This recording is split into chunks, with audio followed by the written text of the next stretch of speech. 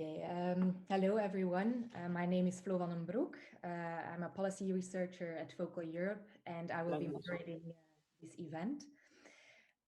Before we start, I would like to briefly tell you a bit more about Focal Europe, which is a Brussels-based think tank dedicated to research and communication on EU diplomatic actions, enlargement policy and democracy.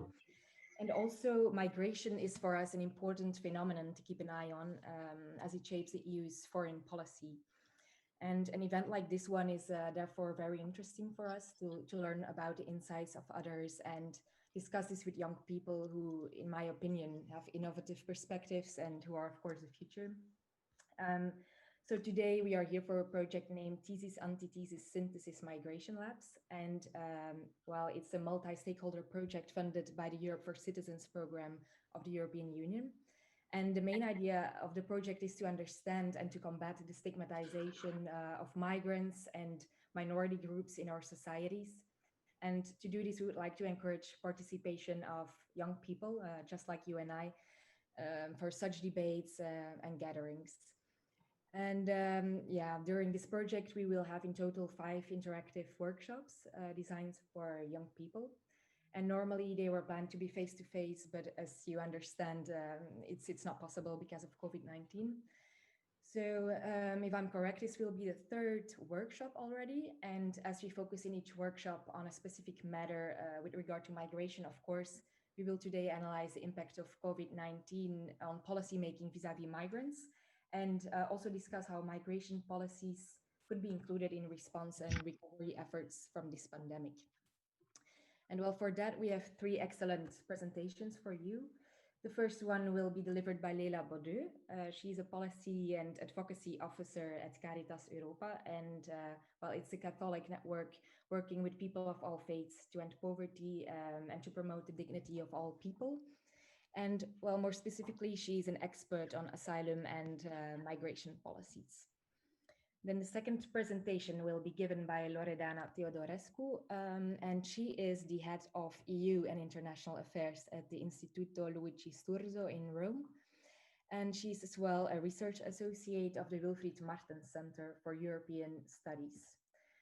As an expert in EU policies and migration, she will share with us her insights on how the pandemic influences the EU strategy on migration, what is new, and which are the perspectives of the EU Pact on Migration and Asylum. Then with regard to the last speaker, we have Professor Christophe Roos. He's a junior professor, European and Global Governance at the University of Flensburg, but he's also an associate researcher at the Institute for European Studies at the VUB here in Brussels. So among others, he is specialized in EU migration and asylum policies and border and mobility policies. So that being said, I encourage you all to interact and share your opinions, of course, and your questions about the presentations afterwards. And I also remind you that every one of you will receive at the end a certificate of attendance. Okay, that being said, I would like to give the floor to our first speaker, Leila Baudeux. So Leila, the floor is yours now. Thank you very much. So as you said, I'm working for Caritas Europa, which is the European network of 49 member organizations in Europe.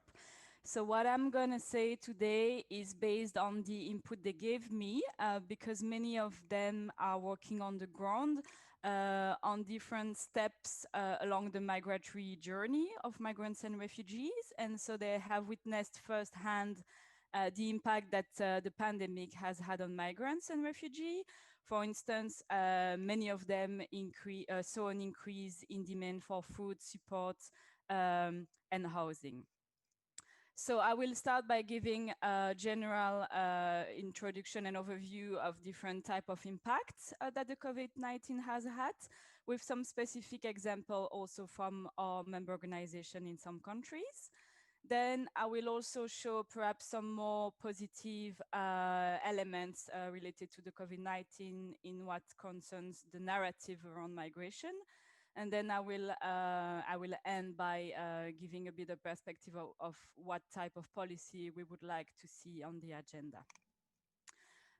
So regarding the overall challenges, so first I would like to specify that many of these challenges are not new, and the COVID-19 has only exacerbated pre-existing difficulties and structural problems that already existed for migrants and refugees, even if new ones have also been created, obviously. And it's also important to stress that the pandemic, I think, has been used by many policymakers as an excuse also to enforce harsher measures that they wanted to implement anyway. So this has to be also taken into consideration in the more general thinking surrounding this topic. So one of the impact has been the right to asylum that has been undermined in many countries, whether it be through the fact that it has been more complicated to reach EU countries to lodge an asylum application, but also people who were already present on the territories had seen their procedure being suspended or delayed or even digitalized in some case with the difficulty that this entails. Another obvious challenge that you've seen in the media probably is the situation for migrants that are in reception centers and in refugee camps. The situation in the Greek island is the most acute one and the most visible one, where people are living in overcrowded camps in undignified condition. And in this type of environment, you can only imagine what can happen if the virus spreads. And you can also imagine how difficult it is to implement sanitary measures. Also, access of NGOs to these centers and also of volunteers to this center has been reduced, which is very problematic because many migrants relied on the activities and the services that those organizations provided for before. So there is a lot of isolation for people living in those places. Regarding the legal pathway to reach Europe, problems have also happened related to family reunification, which is already a very complicated procedure in normal times. So, I mean, the travel restriction, the fact that the administration have been put on hold has made family reunification more complicated.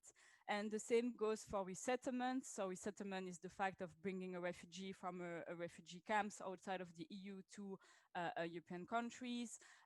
So this has been also put on hold for many months, and the UN Agency for Refugee, UNHCR, runs that this year could see the lowest level of resettlement in recent history. Many migrants already in Europe are working in a precarious employment situation with harsh working conditions, sometimes in the informal employment, and are often excluded from some social security and access to public services. And the pandemic, of course, has amplified this situation because, I mean, either you have the categories of migrants that had a kind of short-term precarious contract, and when the economic activity had to cease, then they were left with nothing to support them. And many of them couldn't get access to the emergency plan that were put on the table by the government.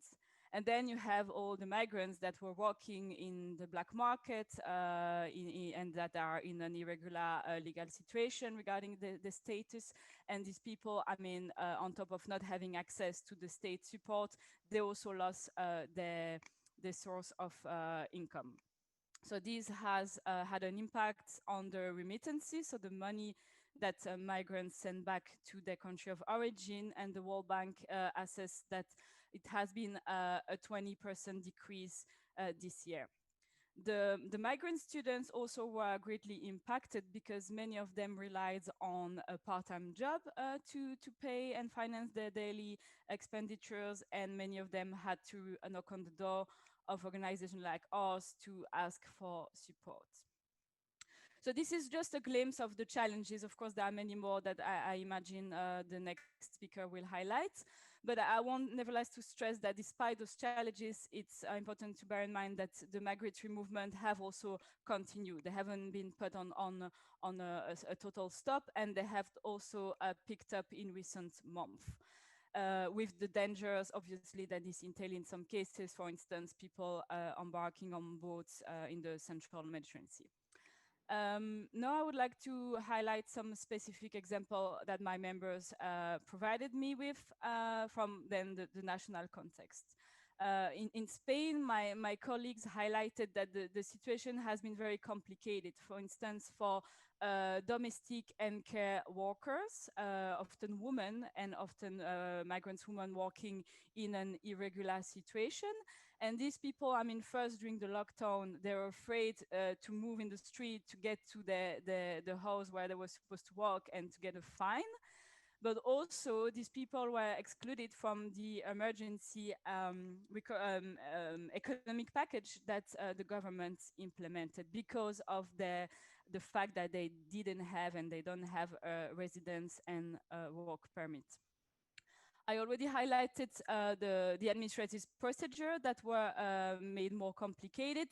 And this created some delays, bottlenecks in different procedures, which has a deep impact on peoples because many people have to renew regularly their legal status. And because of these administrative hiccups, it means that our colleagues are afraid that many people will fall into irregularity because of administrative issues related to the lockdown. And more generally speaking, I mean, for all our members, many activities switch from in-person to online, which you can imagine is quite complicated when it relates to very sensitive and personal topics that are being dealt with. Now I would like to give you an example also from the situation in France that has been also in the media recently. So my colleague working in the area around Calais told me that, I mean, as you know, there are many people for years that have been living in this area a bit rough in different temporary camps, hoping to get to the UK or waiting for their procedure to be processed in France. And these people include, I mean, families, but also children that come from war-torn countries. And in this region, there is a vicious circle of eviction by the police that doesn't want to have permanent settlement and that chase after migrants and force them to move from one place to another one. And the situation has been high in the media in November because there was a particular brutal eviction that took place in the center of Paris. But this is just, of course, the tip of the iceberg because that type of eviction happened on a very regular basis. And our colleagues highlight, for instance, that in October, in Calais, there were 46 evictions that took place only in October. So you can imagine how frequent this is. The link with COVID-19, I mean, the fact is that these people already live in very precarious situation with reduced access to basic services, water, hygiene. So imagine when there is a context of COVID-19, how complicated it is for these people to take care and to protect themselves. And also this has an impact on the many organizations and volunteers that help these people because their activities had to be reduced. The number of people they could see in the buildings to organize some activities had to be reduced. They also needed more volunteers because of the additional tasks that were created because of COVID-19. So this is a very complicated situation in this region that is going on for many months, but even before the pandemic, for many years. A last example from my members is the situation in Italy. In the peak of the epidemic, the government decided to block access to its port for search and rescue boats operated by NGOs. So it meant that those boats were stuck during several weeks at sea with very vulnerable migrants that had just been rescued on board. And since then, I mean, arrivals continue to happen to Italy by boats. And there is a sort of challenge related to reception condition for these people, because many local authorities don't want to host those people. And so the government decided to use ships that are posted off the Italian shores to put people in quarantine when they arrive. They are being disembarked and they are being put on quarantine on those boats. And the conditions inside the boats are very problematic regarding access to medical care and hygiene measures. So more than 10,000 people have been quarantined on those ships since April, so it's quite a huge number of people. And adults and minors are accommodated together, which pose several challenges. And the condition in those boats also led to the fact that 2 children also died after having been quarantined on those ships. So the NGOs, including Caritas Italiana, are very concerned about this measure, which is also very discriminatory, because you have seen also migrants that were living in the mainland in Italy for many years, that once they contracted COVID-19, they were brought to those ships. So after providing some of concrete examples, I want now to highlight also some perhaps more positive aspects related to COVID-19. So I think the pandemic has made many people, also in the media and in the general narrative, realize that migrants contribute greatly to our societies and our economies. And obviously this is not new. But I think the COVID-19 has made it more evident for some people that didn't notice it before. Many migrants, for instance, are overrepresented in essential sectors such as healthcare, food processing, and transport. And during the pandemic, they have played a vital role in keeping the supermarkets, public transport, personal care, and hospital working. If you look at figures in the UK, for instance, 1/3 of the doctors were born abroad. So again, as I said, I mean, I don't want to have an instrumentalist approach on this contribution, but I think it's good to also highlight that the pandemic has also highlighted some more positive elements regarding migration. Also, some countries, I mean, realize the difficulty related to migration, and they try to implement some more flexible measures also to avoid people falling into irregularity and to ensure that everyone could get access to healthcare, for instance, regardless of the administrative status. So this has also to be highlighted as positive policies that some government took. Also, the recognition of the qualification of some migrants were also accelerated again because of the contribution they can make. Some countries went a step further, and Portugal, for instance, temporarily regularized several migrants that had an ongoing administrative procedures. And Italy, and perhaps the next speaker will speak a bit about this, launched a limited regularization campaign in the agricultural and domestic and care work. So, I mean, these are some positive things that have to be highlighted as well. And this leads me to my conclusion on what type of policies we would like to see us as NGO, as Caritas Europa.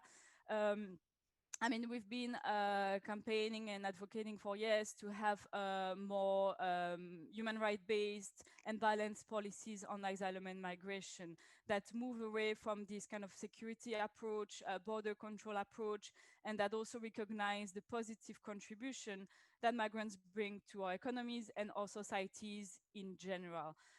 We want the rights of migrants and asylum seekers and refugees to be protected and defended, and their human dignity to be also defended in different contexts.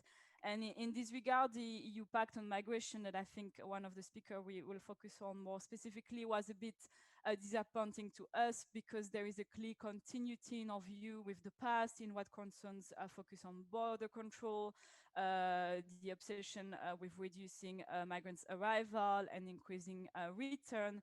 So we think that things could have changed. We are also disappointed by the fact that elements related to regular migration are very minimum and almost absent, actually. which we think is also a missed opportunity. There is some improvement in the narrative. The Commissioner, Ylva Johansson, often likes to repeat that migrants are part of life, part of Europe, have always been so and will always be this way. But when it comes to the concrete policies, we don't see this change of narrative being reflected in better policies. I will end by, because I understand this is an audience of young people, so we also have a section of Caritas which is called Young Caritas, which involve young volunteers from European countries. So I will highlight some projects that I think can also nicely contribute to a change of narrative towards migration and contribute to more welcoming society.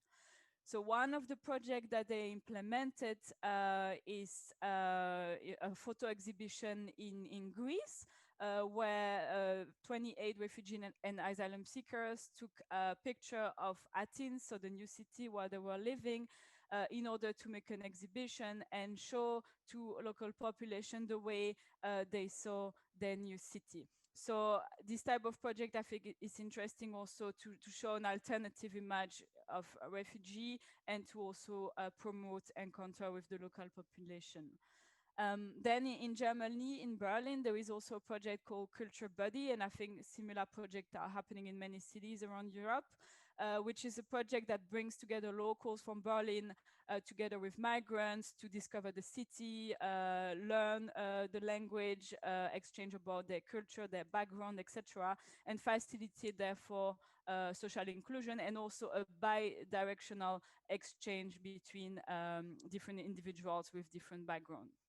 And last organization I want to highlight is Caritas Switzerland, for those of you that are from Switzerland, which organize some long weekends to discuss migration, different aspects of migration, and interact among young people and experts on the topic, including with people with a migrant backgrounds and refugees. So I think these are nice projects that I wanted to highlight also beyond the more general policies that we defend as well. We also have more specific projects involving young people.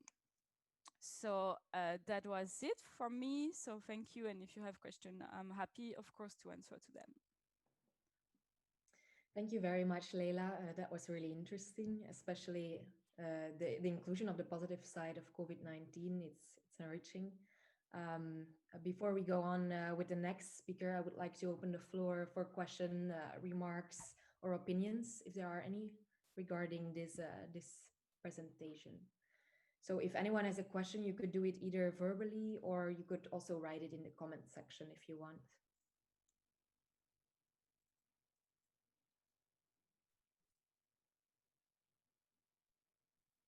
Yeah, I just had a question because you mentioned, just to further elaborate on it, you mentioned that certain governments are using COVID-19 to worsen or to implement measures that they would have implemented, but can implement more easily through COVID-19.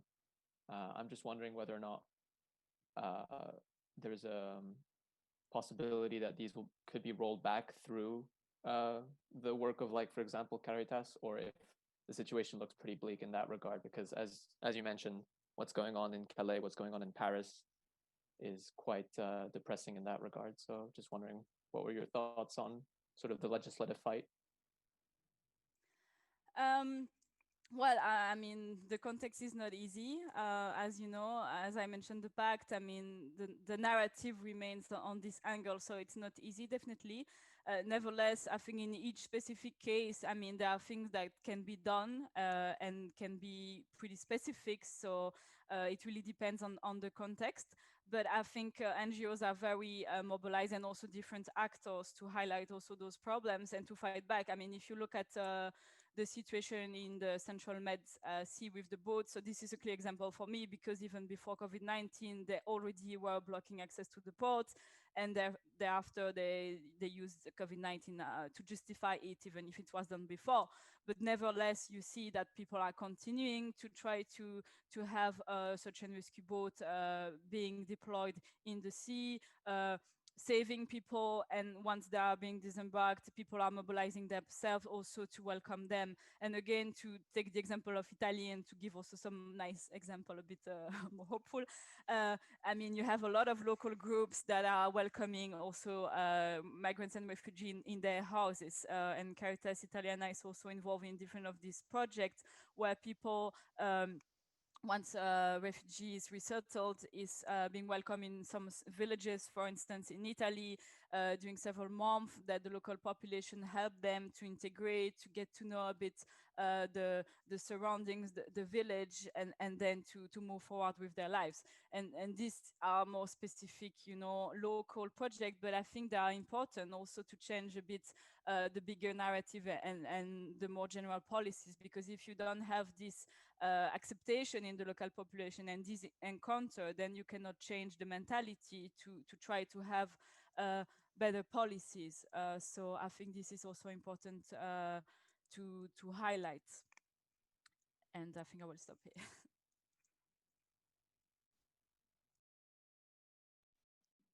Are there any other questions?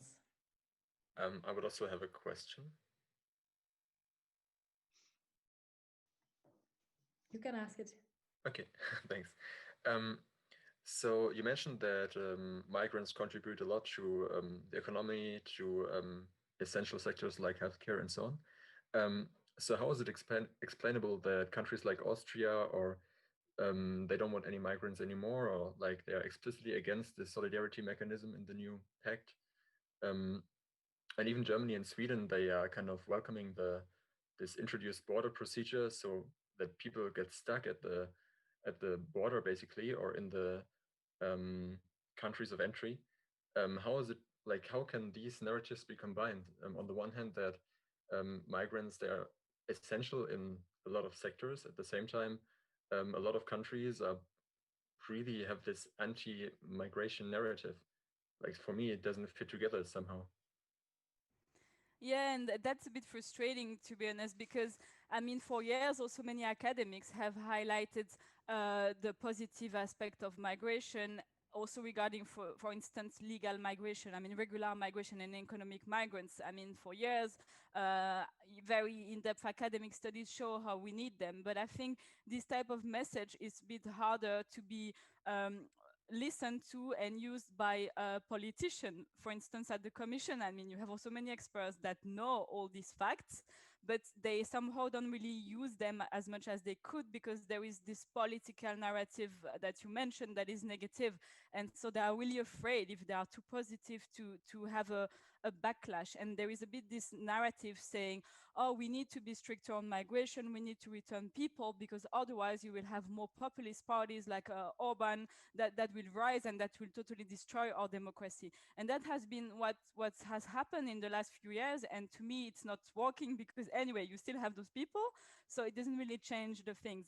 So I think we need a change of narratives, and we need the narrative to be more efficient also regarding reaching a large population, because I think all the people you mentioned that are against migrants, probably they read or listen different type of media that I do, because of all these, you know, algorithms and Facebook thing that we know about. And it's important to try therefore to reach also those people. And that's why I think having personal encounter is an important aspect of it. And of course, not everyone will want to participate in this culture body with migrants if you are already against migrants from the beginning. But if, for instance, I don't know, in your school or when you are younger, you have some type of awareness raising, you know, programs where you can have exchange with migrants, visit some projects, I think it can change also the mentality. But again, I mean, it's a long-term process. It will not change from one day to another one. And as you rightly say so, there is no discrepancy between those facts and what people think, which is problematic. And I think we really need also politicians that are being able to also highlight more the positive aspect, because unfortunately, I think for politicians it's often easier to preach, you know, hatred and problems and put all the problems we have on migrants than, you know, to preach positive things, if I may say. Thank you. I can see we have another question in the comments section from Mr. Rose. Do you see more international cooperation in terms of migrant rights, for example, Global Compact for Migration, as a result of the health crisis?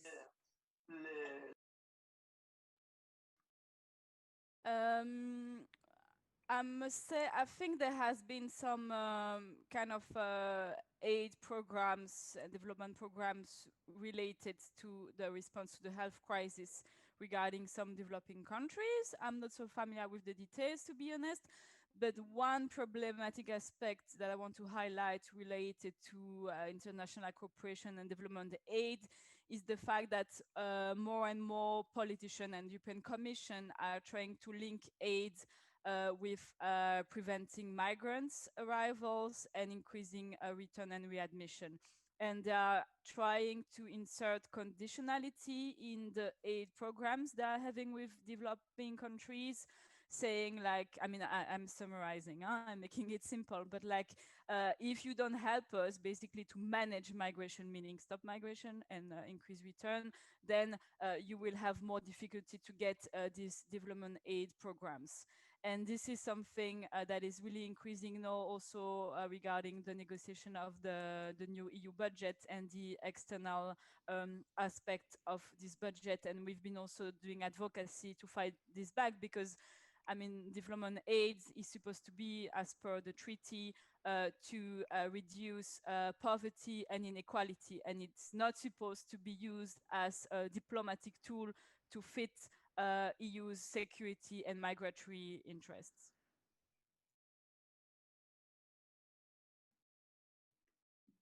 Okay, if there are no more questions, I don't know. Are there questions? Yeah, I have one question. Okay. Thanks for your presentation, first of all. I was wondering what you meant exactly when you were talking about Portugal with the temporary regularization. What does that actually entail? Like temporary, what happens when, you know, when they're no longer regularized afterwards to their situation? Yeah, that's a good one, because the media were a bit unclear when they first reported about this, because in the media headlines, it was a bit like, oh, Portugal regularized all the migrants from one day to another one. Actually, this is not the case.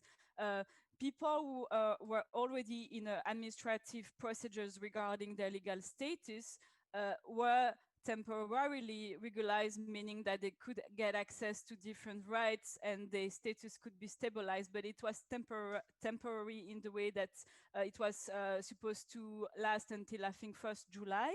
Then they extended because of the COVID-19 being extended.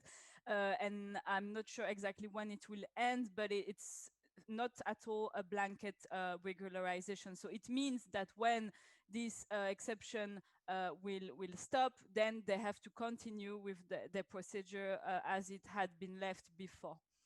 So that's why it's not the perfect solution either, but it's better than other countries because at least they realize the practical and administrative problems related to COVID-19 that I mentioned, and that it's instead of having a very crazy bureaucratic nightmare, it's just better to froze a bit the situation and give them access to some key public services that is needed also to fight back the pandemic for everyone, because this is also the idea beyond being nice to migrants. Thank you very much for your questions, everyone. Now I would like to shift to Loredana Teodorescu. So Mrs. Teodorescu, you have the floor now. Thank you. Thank you very much, Flo. I'm very glad to be here with you. I would like to thank again Vocal Europe for inviting me.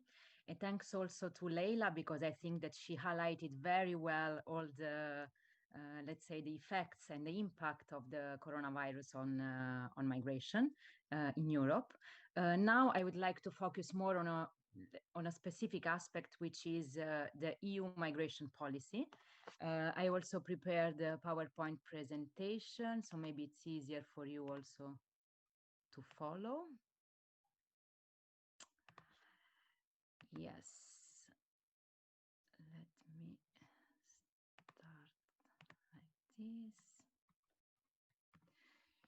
So I will start with a quote from Commissioner Skinas, which I think highlights very well why I chose to focus on this aspect, the EU migration policy, which is the topic I'm also following closer, of course. So he said that Moria as other, let's say, and elsewhere, is a stark reminder that the clock has run out on how long we can live in a house half built. So the time has come to rally around a common European migration policy, because the problem we see on migration are not because of Europe, but because of the lack of Europe.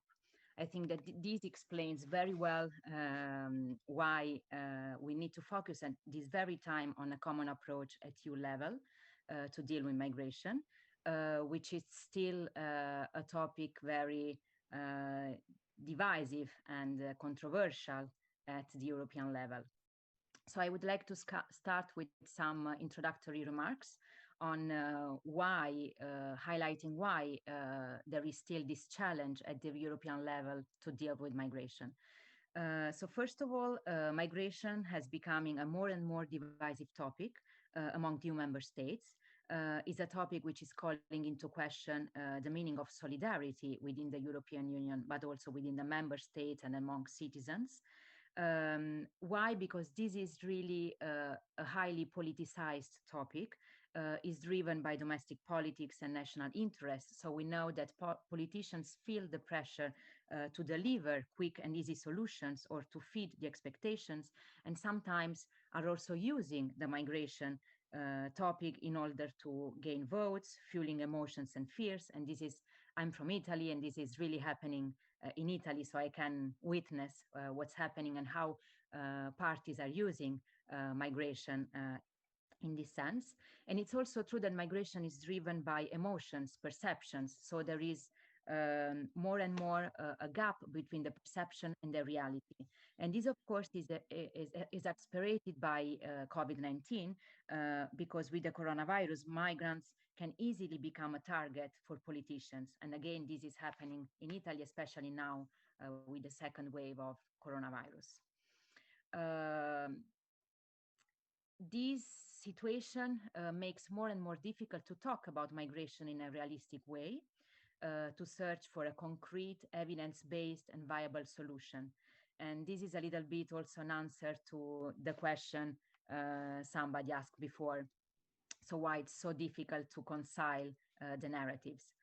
At the same time, we also need to take into consideration the fact that there is no more a crisis in terms of number. Irregular arrivals to the EU have dropped by around 90%.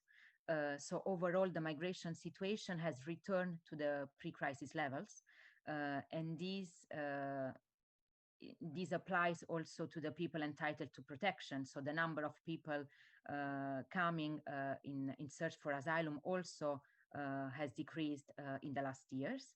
So this might be surprising because migration is still such a divisive topic. But at the same time, I would argue that the real challenge there is again a challenge in terms of governance, is within the European Union in terms of policies, management at EU level of migration, because the EU is still struggling to find an adequate response to this phenomenon. An adequate response that is very much needed because migration is here to stay. So we know that the situation is still fragile. And even if irregular migrants, the number of irregular arrivals to the EU has dropped significantly in the last 3 years, this is not a guarantee for the future. And I think that it's not even desirable to stop migration. So we know that factors causing migratory flows such as climate change, demographic challenge, now coronavirus, conflicts, instability, show that migration will still remain for decades. So EU really needs to take this momentum to rethink its migration policy and come up with a common approach at European level. Then when it comes to the COVID-19 challenge, as Leila already said, challenges were already there related to migration. But we can say that migration remained a little bit in the shadow. So while in the last year it dominated the news, the media, now it is a little bit in the shadow. So there might be a risk of losing this momentum, as migration is not perceived anymore as a political priority by member states. But at the same time, we know that the COVID is acting as an accelerator of existing challenges, which means that we really need even more than before to come up with a common approach to respond to global challenges. Last point, which I think it's very important to keep in mind, is that there is no a simple solution to such a complex phenomenon. So promising to close ports or stop the migratory flows, it's unrealistic, it's not possible, it's not desirable. So we cannot stop the flows. What we really can try to do is to work together in order to alleviate the root causes of these migratory flows, but also in order to learn how to manage them in a more efficient and also human way.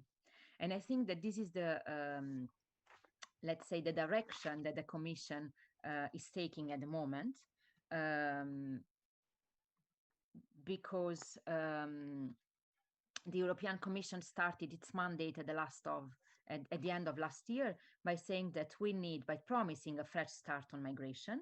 And just a couple of months ago, at the end of September, the Commission delivered a new proposal on migration and asylum. The proposal was a little bit delayed because of the pandemic, but now it's there, it's on the table, and negotiations are already going on.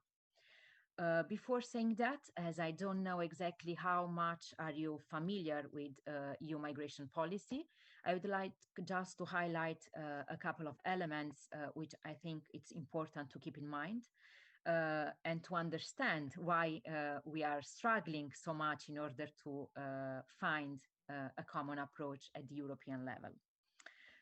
So first of all, when talking about migration, at European level, we should bear in mind that the European Union didn't always have a say in this matter. So migration has always been considered a very sensitive issue, strongly connected to sovereignty and to the member states. So at its foundation, the European Union, at the time, the European Economic Community, didn't have any competence in migration and asylum fields. These came up gradually, especially with the gradual creation of an area of open borders, the Schengen area, and freedom of movement. So these raised the need to develop a common approach in these fields, which became more and more evident. So actually, the European Union began to develop an European policy only since 20 years, since 1999. Of course, this is an ongoing process. I would say that it's very ambitious. It represents a unique case in the world, but of course, it has been also slowed down by the lack of a collective action by member states, as migration is still perceived as a sensitive topic connected to identity, to culture, to jobs, to social schemes, and this is why the interest of member states still prevail in this topic. We should also bear in mind that the European Union develops a common migration and asylum policy, so now it has the competence to do it, but still this competence is shared with member states, which means that the EU intervenes only if it is able to act more effectively than single countries. And it also means that member states still have important prerogatives, such as the right to decide the number of migrants admitted on the territory for work. So this is important to keep in mind why member states have still so much power in this particular topic. And then last but not least, let's keep in mind that we are talking about different policies, migration policy and asylum policies, because we are talking about different categories from a legal point of view, at least on the paper. So we have different articles of the treaties concerning migration and asylum policy. So on one hand, economic migrants, on the other, people in need for protection and asylum seekers. But of course, on the ground, making this difference is not that easy. So the huge challenge is the fact that flows are very often mixed. So economic migrants and asylum seekers are trying to reach Europe in many cases in an irregular way, using the same irregular channels.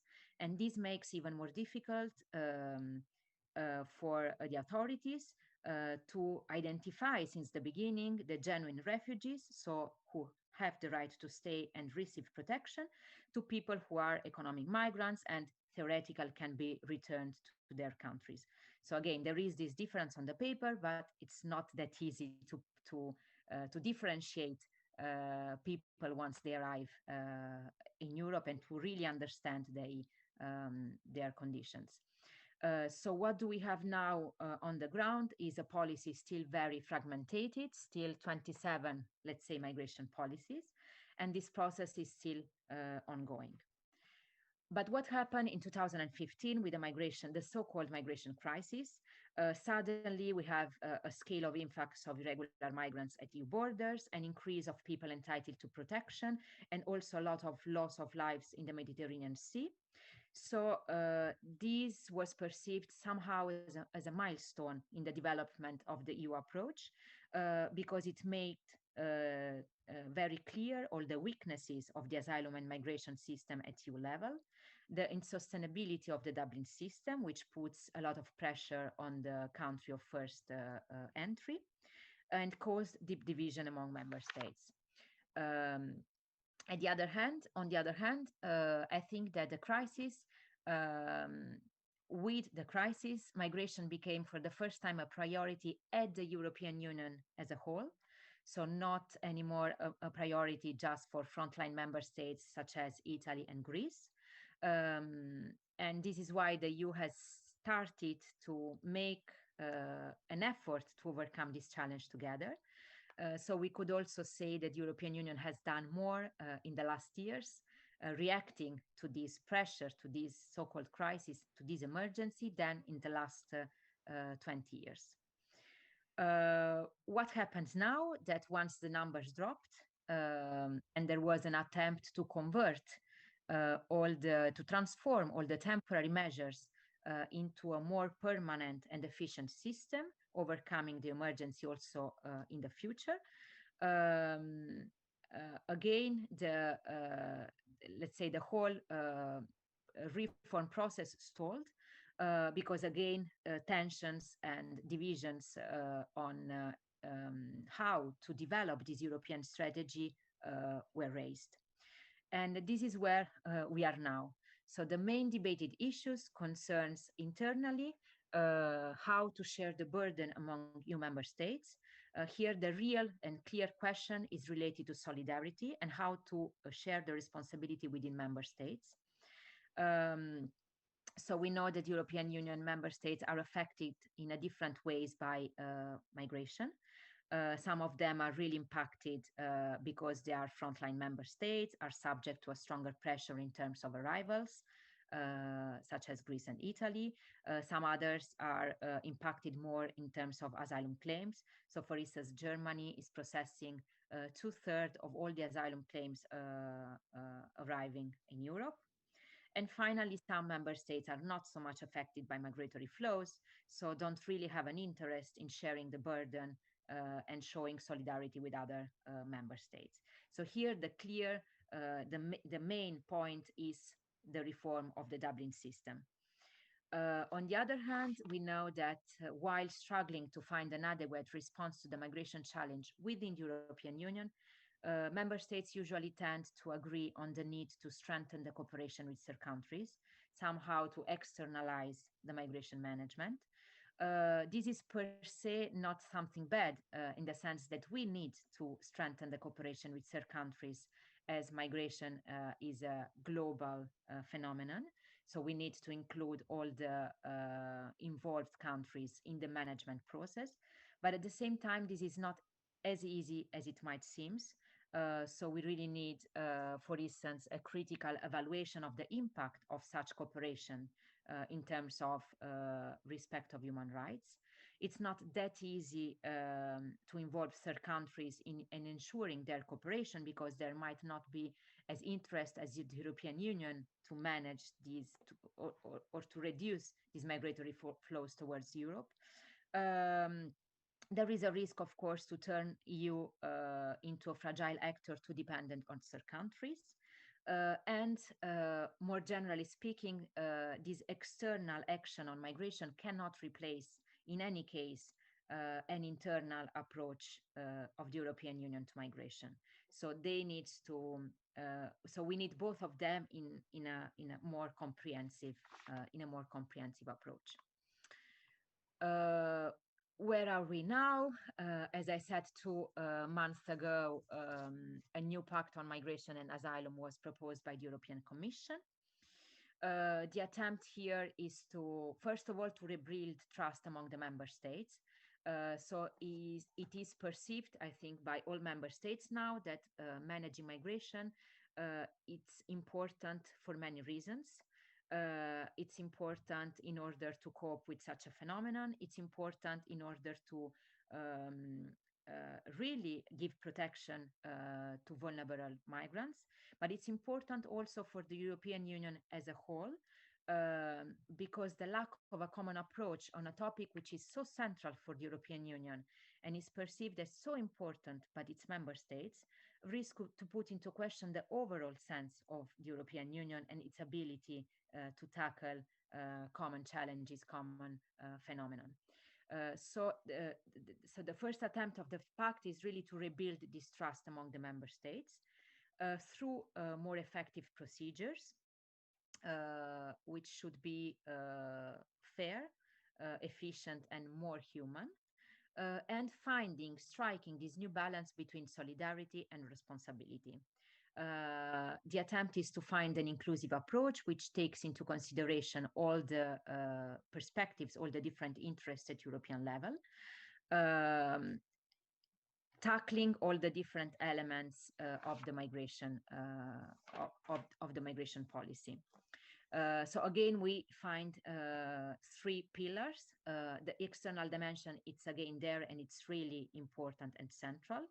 The second pillar is related to the external borders.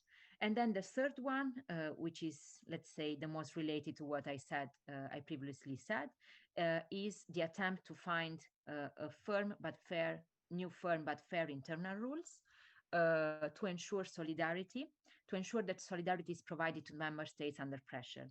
And I think that this is really important to give support to member states, but also to protect migrants coming to Europe, because of course, if member states like Italy are particularly under pressure and cannot handle with such a phenomenon, this has a big impact also on migrants themselves. So in the pact, there is this new concept of a solidarity, which is mandatory, but it's flexible.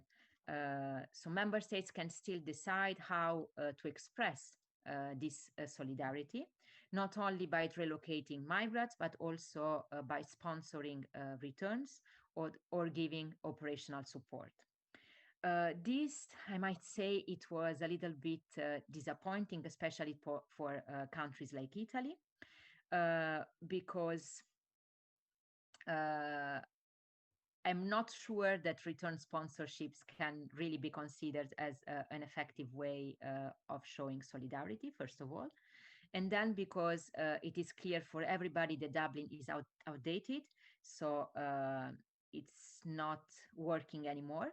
But the criteria of the first entry states, it's still there. So the responsibility of the first state, it's still there, and which means that the pressure on the first states and the frontline member states, it's still there.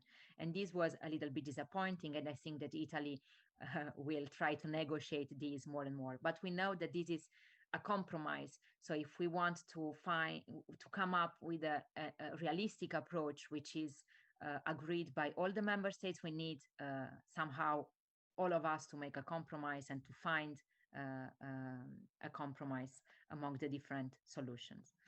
So coming to my conclusions on the pact, I think that it's not so revolutionary as it was presented, but it is a concrete attempt to overcome the stall. And in this sense, I think it is a positive step.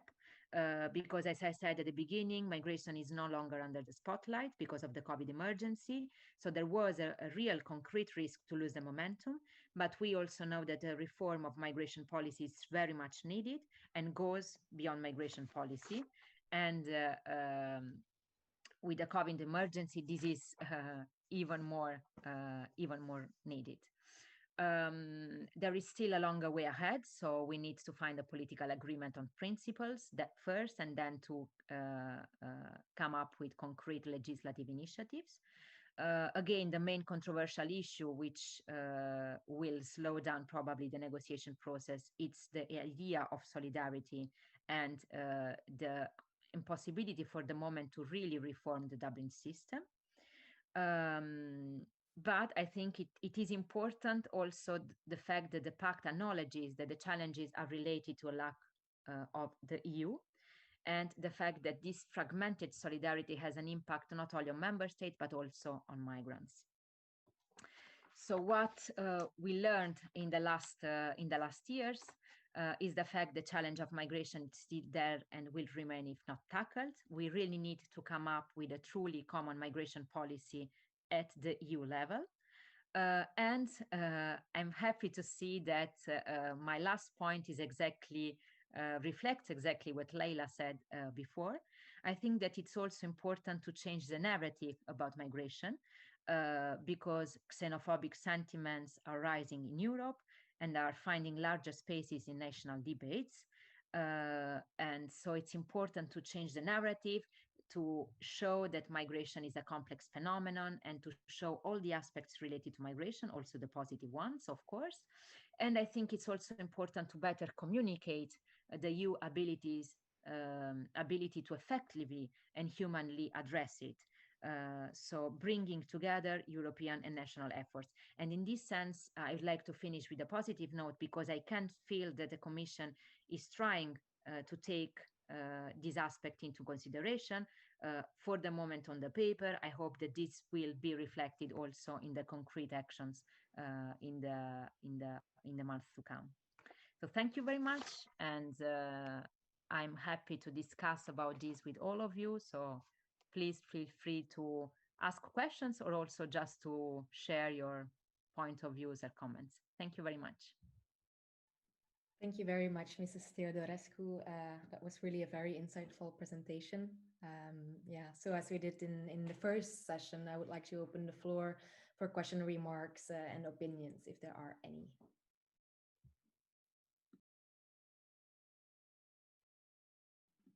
Go on. Okay, thank you for your presentation. And I have a question regarding the focus on human rights, and at the same time also this, what you explained, the border procedure with the mandatory screening. I read an article about from the Martin Center, where they said that the border procedure basically includes also an more or less or automatic imprisonment or detention of arrivals, because it has to be prevented that they hide or they kind of yeah, they cannot be returned in the end. So therefore, I wonder if then the border procedure would include the automatic detention of new arrivals until their final asylum decision or return, and how this can be put into, yeah, how can this be aligned with a human rights approach at the same time? Or maybe I understood it wrong, but maybe you can kind of elaborate a bit on this. Yeah, thank you. So definitely in the new pact, there is this idea of a new mandatory pre-screening, and this is there in the new pact. And there is also the idea of faster border procedures, which applies to specific categories. So not to all the arrivals, but for instance, to asylum seekers who have a lower possibility to be granted protection, so under 20%, coming from some countries which usually have a lower possibility to be granted protection. In this case, the border procedure is faster, and the overall idea is to make easier for authorities to sort out since the beginning who is a genuine refugee and who might be not. So the idea is to channel since the beginning all the people arriving through the right procedure, which might be the asylum procedure or the return procedure. So this is, let's say, the idea behind the mandatory pre-screening and the faster border procedure. It is not exactly clear what this entails in concrete terms, in terms of detention, etc., because now this is just a proposal, so all the details are not there and still have to be discussed. So we know that the devil is in the details, and that's why we should be careful on how this proposal will be then transformed into concrete legislative measures. But I know that there are also some scholars worrying about this, saying that we are not externalizing, for instance, the asylum process, but at the same time, even if people are arriving to Europe, they don't have the same rights as before because there is this faster border procedure. So, of course, we should be careful on how the whole negotiation process will end up with a concrete reform. But again, the faster border procedure doesn't apply to all the new arrivals. Okay, thank you. Thank you. Are there any other questions?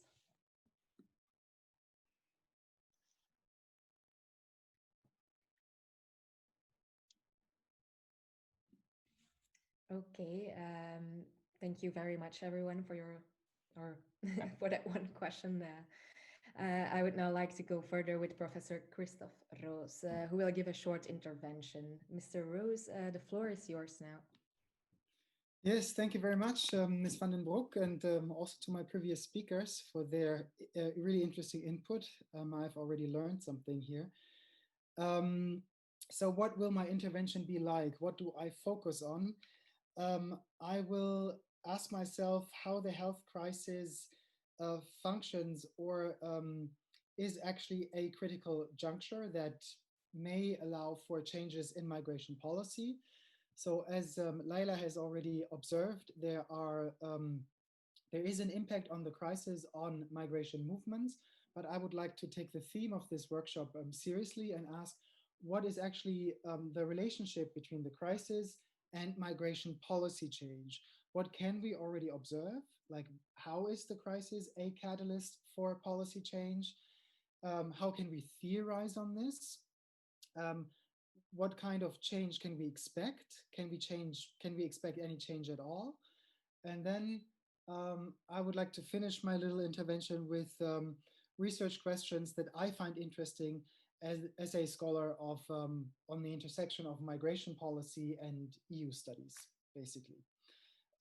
Yeah, I didn't prepare a PowerPoint presentation. I hope you still bear with me.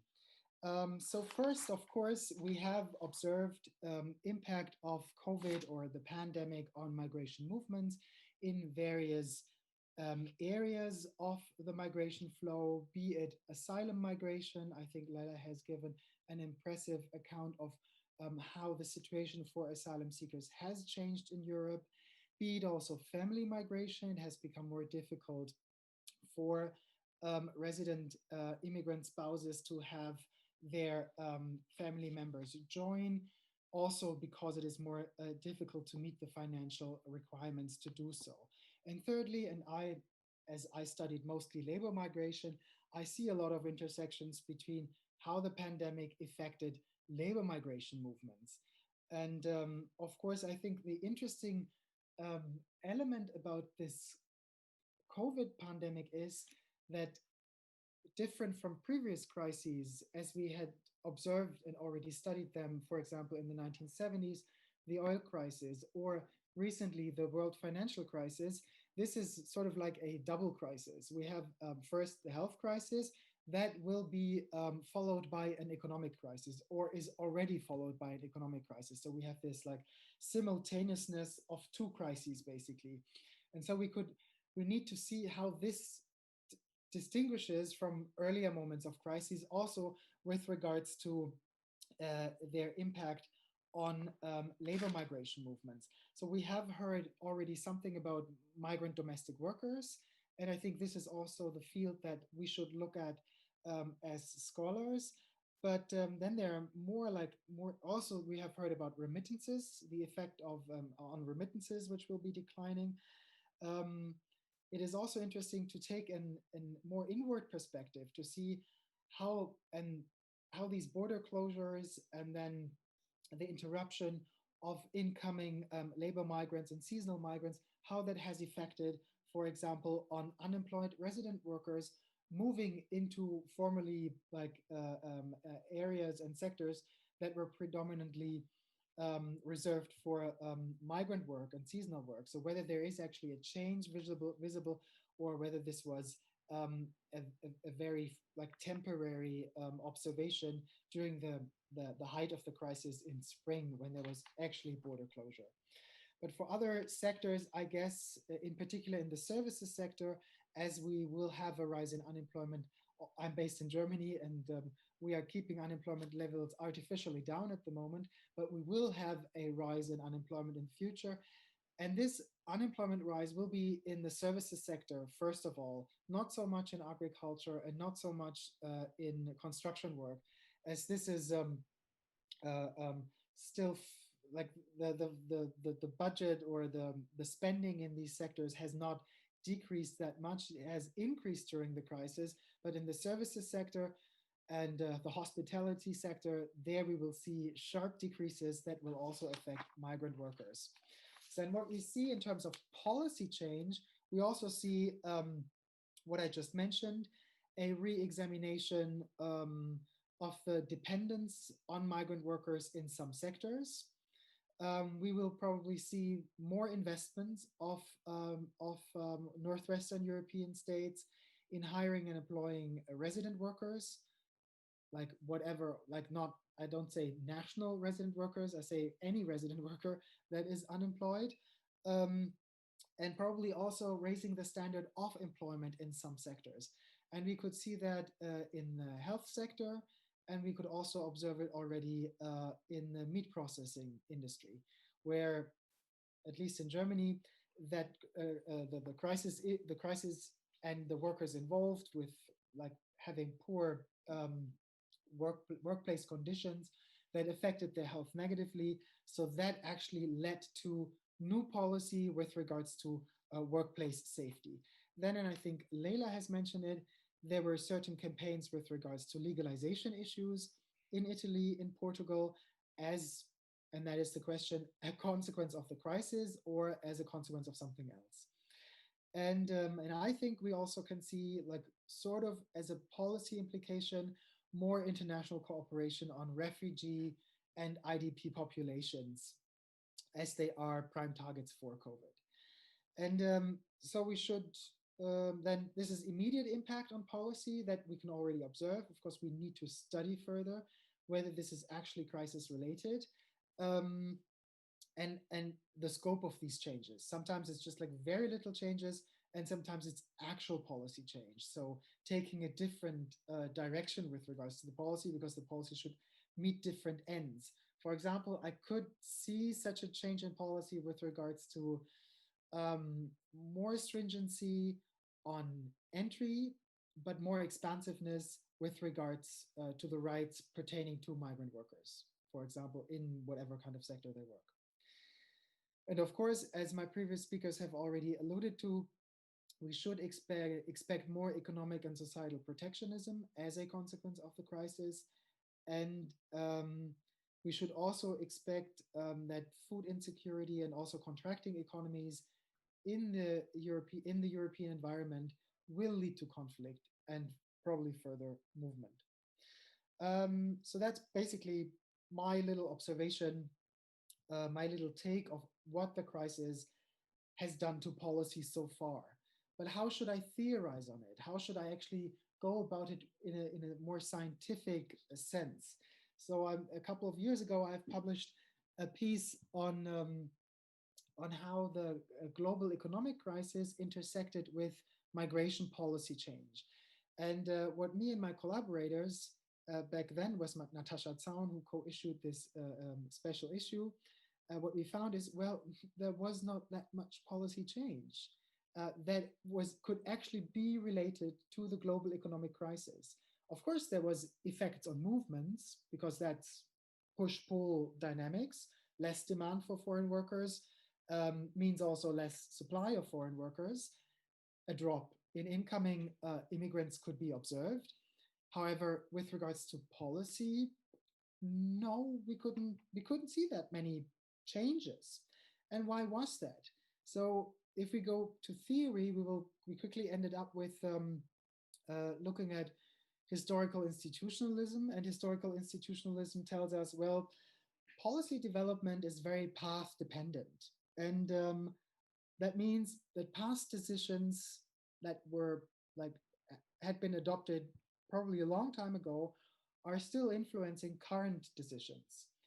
And therefore we should, and yeah, they effect on current decisions, and they also enable the amount of change or the scope of change that is actually to be expected within a situation, within any situation, and also a situation of crisis.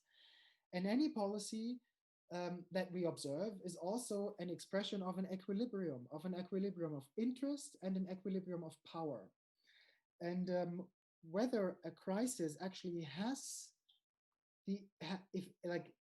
has the consequence of policy change very much depends on whether this exogenous shock on this equilibrium is strong enough to disturb this path-dependent development of the past that has led to a certain policy.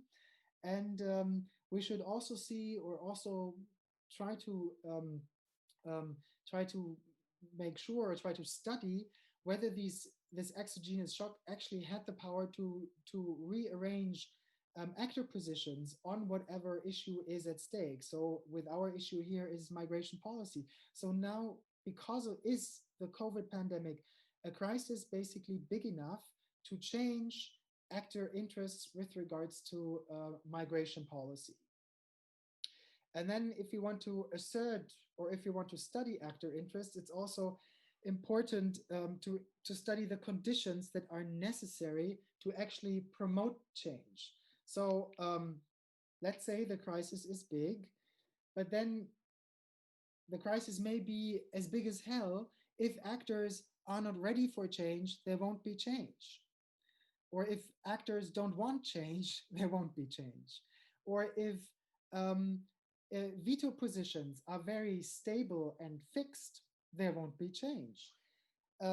However, if actors were prepared for a window of opportunity that any crisis can be, and have policy proposals right in their drawer to present as a solution to whatever, maybe also to the crisis, then we may see change.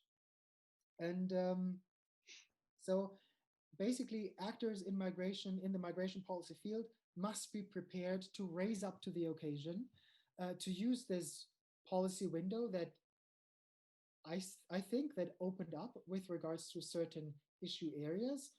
Of course, for sure, with regards to the issue of workplace safety in meat processing, of pay and salary thresholds, with regards to migrant domestic service and care in the care sector. So we should expect raises in salaries there. And that is because unions had, there was the occasion, and they had risen to the occasion and presented, of course, also due to public pressure, a solution to the problem of underpay, or the solution to the problem of migrants being very vulnerable to COVID, and as such also vulnerable to the rest of the society. Because the migrant not only is a security threat, but now also has become a health threat. So that's an interesting combination. So we have two threats that can be, that can aggravate the urgency that is brought to the table with regards to claims for policy change. And this is, whoever wants to study conditions for policy change should look at Kingdon, and policy streams. And he says actors must be prepared. There must also be a mood for change. So the narrative, I think Laila, it was you who referred to the narrative. So there must be a shared narrative that asks for change. And thirdly, and here comes in the institutional analysis, the question is whether the shock that came with the crisis has actually weakened veto positions towards a policy change. And a very interesting case is also climate change, because here we see that all the activism that we have observed in the 2019s, and that became really like the pressure cooker, had been heated up for months and months. That had put so much pressure on, and I'm just speaking of my very insular perspective here, talking from Germany, on car makers, that they had given up their position on combustible engines. So they had now moved to electric cars, although they are, like, I have talked to people in the industry, they are not at all convinced that this is the right move to take. They do not see it as a, as in from the engineering point of view, and also actually from the environmental point of view. Some of them don't see it as an added value to the goals of climate change. As weird it may be to us as outsiders, but they are in their bubbles as well, and they have their belief systems, and they don't believe in this being a wise choice.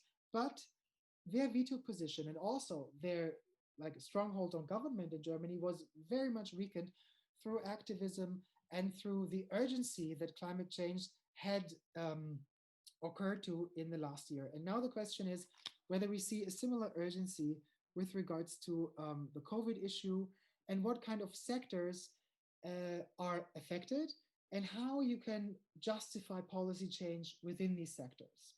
And therefore, I would argue that we would probably see more change with regards to migrant rights, because those are those can be justified easier, because you can link issues. You can link the issue of public health threat to migrants, which, if they are not insured, are an issue for public health.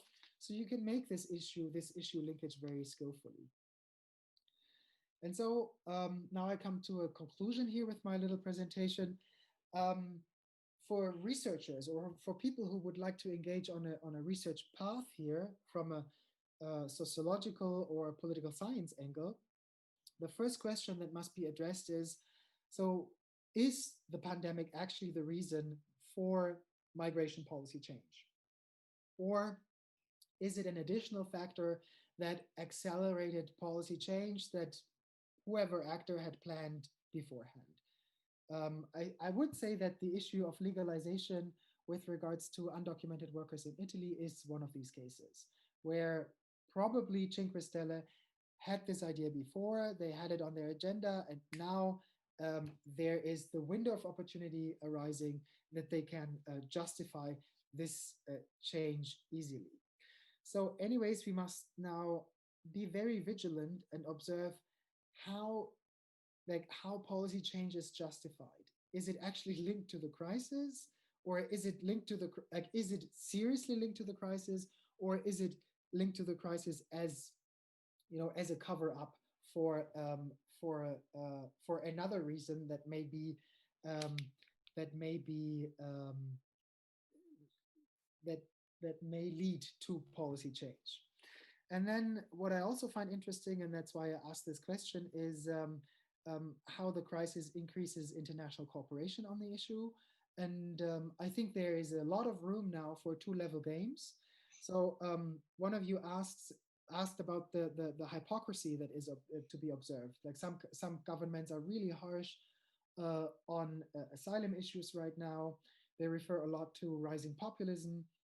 So of course these governments can do this, as long as some other actor, for example, the European Union or the international level, takes care of all the normative baggage, like takes on the normative issues that must be taken into account, and also that constrain these actors. I mean, I guess Kurz very well knows that he cannot just like bring asylum migration to a halt, because of course his country is part of the European Union, and uh, his country is also signatory to international conventions. So he is constrained by liberal norms. So he may as well, play games at the national level. He plays a different game compared to the international level, and both together look hypocritical, of course. But with both games, he addresses a different audience, and then in the end, he achieves what he wants to achieve. He is a credible actor at the international level, and at the same time, he will be re-elected as a chancellor. And what I also find here interesting to go further into is look at changes at the national level and how these changes at the national level may filter in, may translate into changes at the EU level. For example, I find the issue of workplace safety and the workplace safety of meat workers in Germany is very much connected to the issue of posted workers in the European Union. So the Posted Workers Directive, whoever is familiar with it, allows almost criminal practices with regards to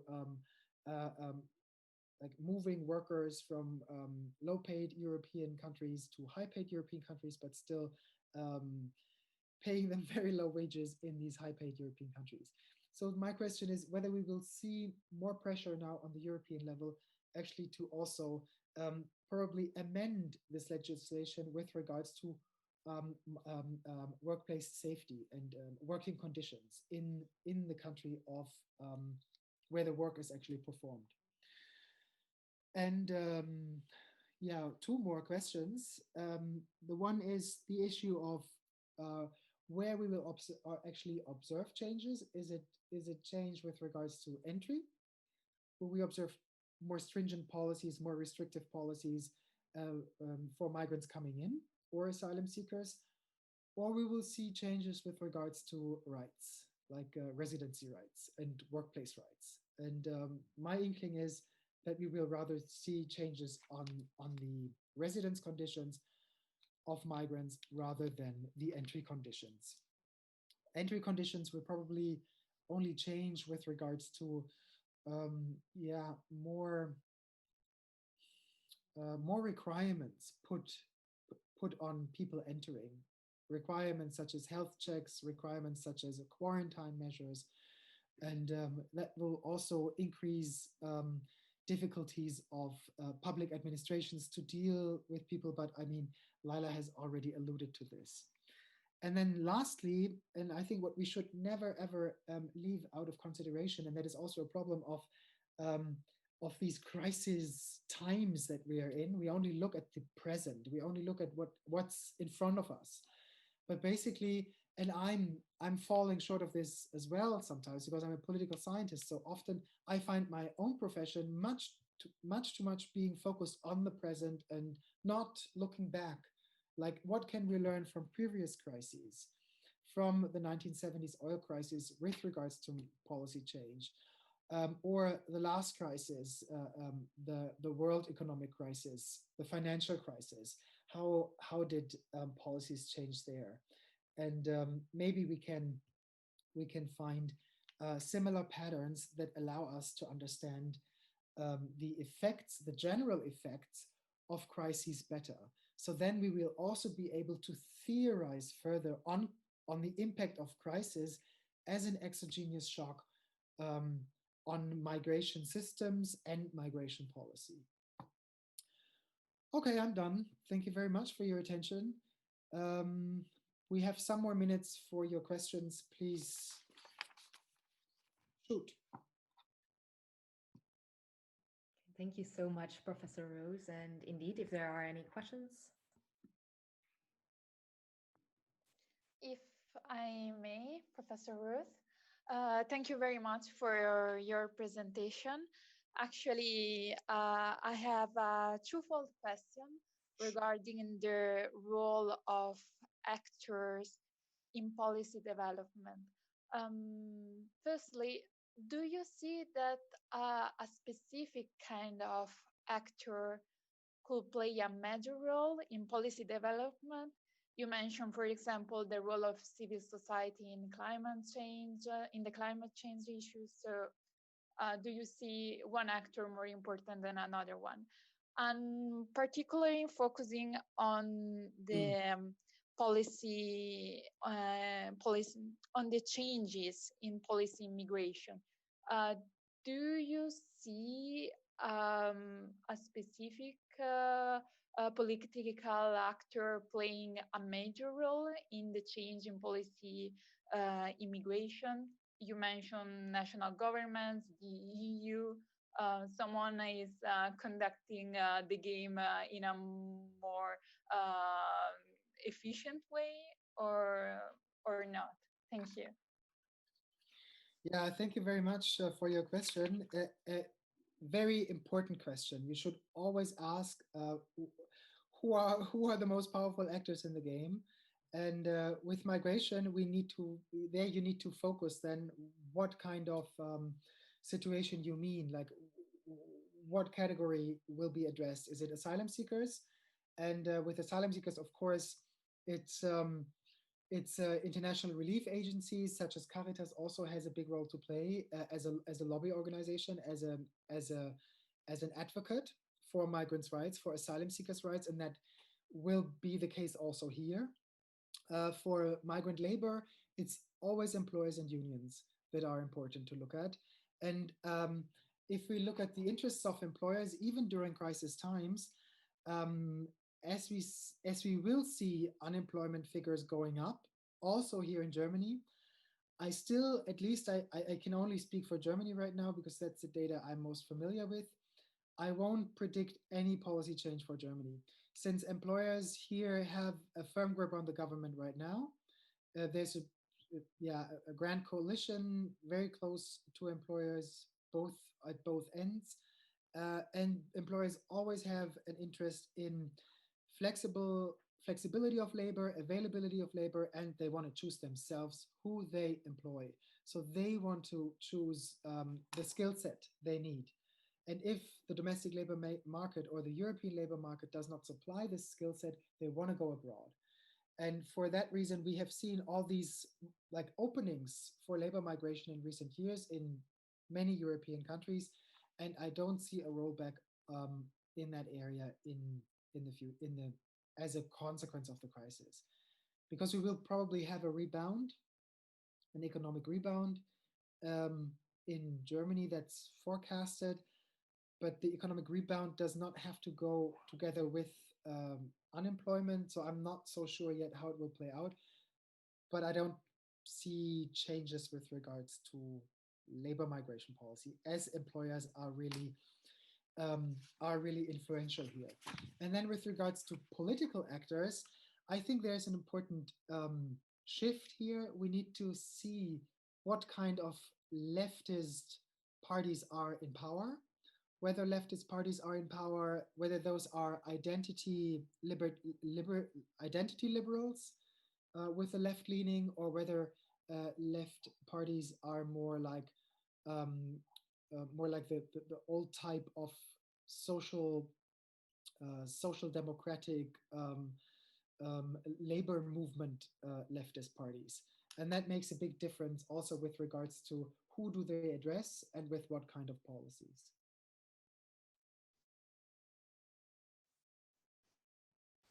Okay, like labor movement focus is like be restrictive on entry and expansive on rights, and identity liberals are more open on entry, and actually they don't care about rights that much because not really concerned anyways. Sorry to interrupt, but as we are slightly running out of time, I would propose to move on. Before you leave, we would like to show you a video in which a policymaker answers some questions that were asked by young attendees of former workshops and webinars, and which are relevant to the theme of this workshop. So the policymaker you will see and hear will be Henri Malos. He is a former president of the European Economic and Social Committee, and he's still a member of it. So now my colleague will share it with you. And please stay with us for an extra 10 minutes if you can. Thank you. Hello, Mr. Malos. Thank you so much for accepting our request to talk to us. Hello. Within the framework of the project named Thesis, Antithesis, and Thesis Migration Labs, which is, as you know, funded by the Europe for Citizen program of the EU, we are delighted to request you for your distinguished take on some of the questions that we had from young participants to our past two workshops. So in that respect, I personally I'm going to put you several questions. And before I dive into the questions, I would like to cordially let you know that your answers to the questions that are to be asked will be presented during our third workshop entitled Rethinking Migration Policies in the Context of a Pandemic, which will take place on 8th December, which is tomorrow. So I would like to kick off with the first question that we get from our young participants. The first one is how to mitigate the impact of the COVID-19 on migrant workers in the European Union. What is your take on that? You know, migrants are particularly exposed to COVID-19 because normally you find migrants in public works, in works for assistance to persons, to elderly persons, in work in house for elderly persons. So they are among the most exposed persons. So of course it's very important. But these people got a legal status and they got protection as all citizens living in the European Union should have this protection. The problem is that some of these people are, as you know, illegals and they got illegal works. And being illegal and getting illegal works, they didn't get any protection. And I can see myself in building works, in construction, but a lot of these people never wear masks, don't have any kind of protection, don't have any kind of safety measures, and this is very worried. And this put all the question about the status of legal and illegal workers, and also about what we say the people who work not legally, who got black contracts and undeclared. Mm-hmm. And since you mentioned illegal work, my second question would be how to protect refugees from illegal work and criminal networks during the COVID-19. I think this is exactly linked with my first answer. Unfortunately, there are some employers in some sectors. It's agriculture sectors, it's the construction sectors, who in fact enjoy the fact to get cheap labor from asylum seekers or from illegal workers.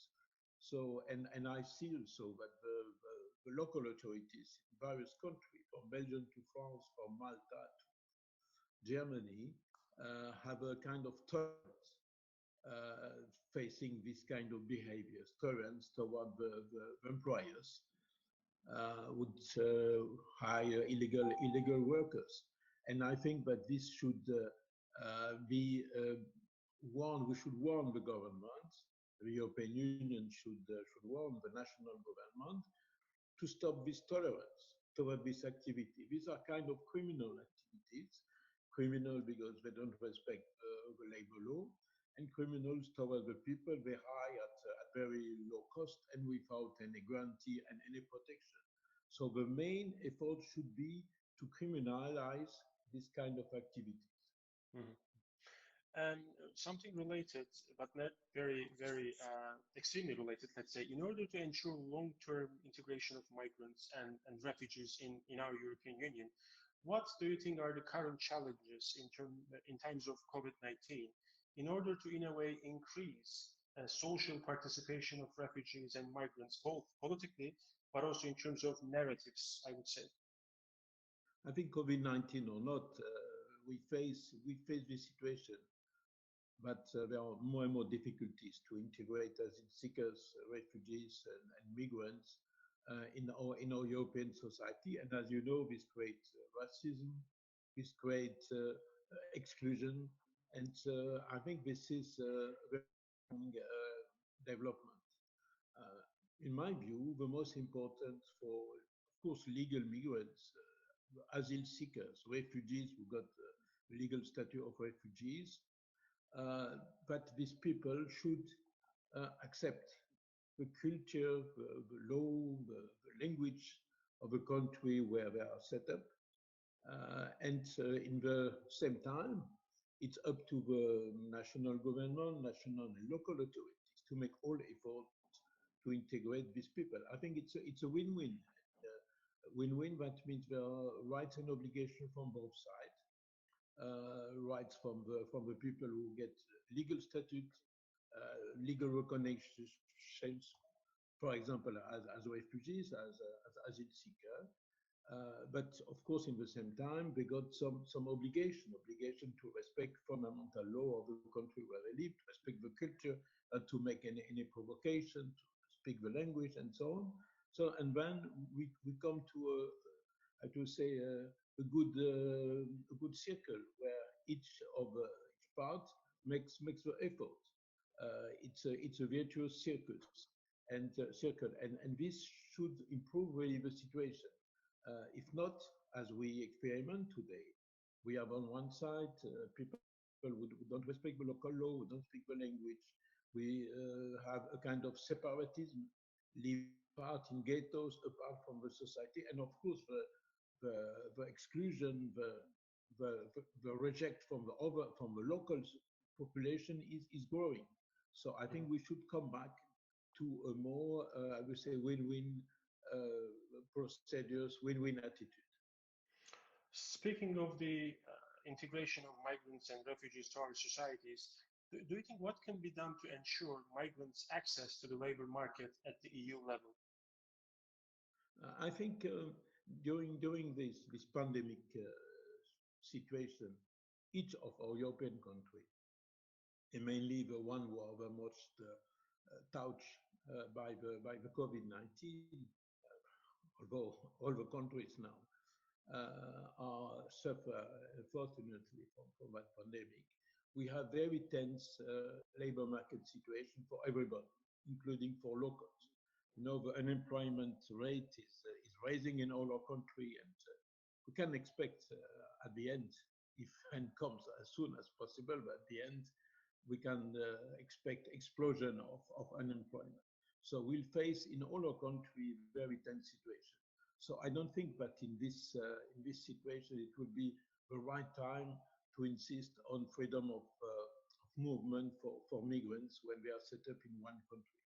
I think the priority should remain for the people who are legally installed in one country to be as well as possible integrated in this country, of course, to get all the rights, including social rights, including for refugees or asile seekers, to get the minimum income that will prevent illegal workers, and that will prevent the criminals to abuse them, to involve them in criminal networks.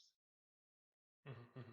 And finally, to which extent do you think, as a former president of European Economic and Social Committee and a current member, I would say, to which extent legislation can be made at the European level when legal migration and integration are member states' competences? Yes, I think that we should avoid duplication of legislation.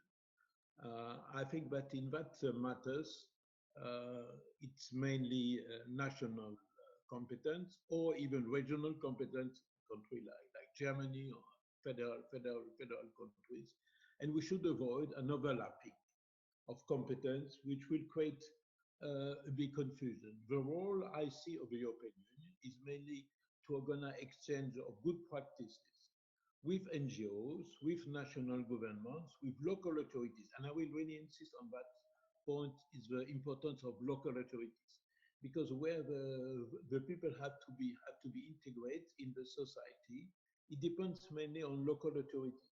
I give you one example. I'm here in my small island of Corsica, and we have some case of a municipality, of mayor of small village, who decides some years ago to host some refugees from Syria, for example, or from Afghanistan, or from some other countries, from Libya.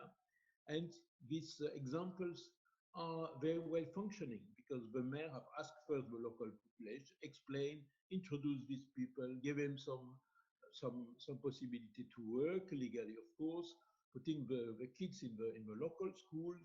And after, of course, some people maybe have complained at the beginning, but after 1-2 years, this exam I know very well, function very well, and these are asile seekers, in fact. So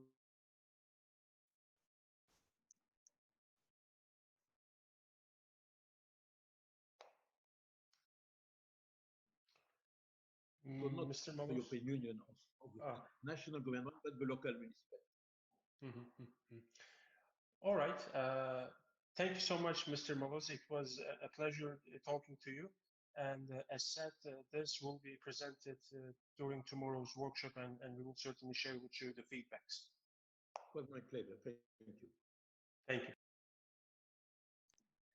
Okay, so that was it. But before closing this workshop, I would like to ask all the participants to complete a very, very short evaluation of today's workshop, which I will post in the chat here. Upon the completion of the form, we will send you the certificate of attendance, of course, which you might need for various reasons. Okay, so now our time is up. I see we've gone a bit over time, sorry. So I would like to thank you all for your participation, and especially your speakers. I think it was a very fruitful exchange and that it was quite interactive as well. And well, on behalf of Focal Europe, I hope to see you present at one of our next workshops. So bye, everyone. Bye-bye. Thank you. Bye-bye. Bye. Thank you. Bye. Thank you. Bye. Thank you. Bye-bye.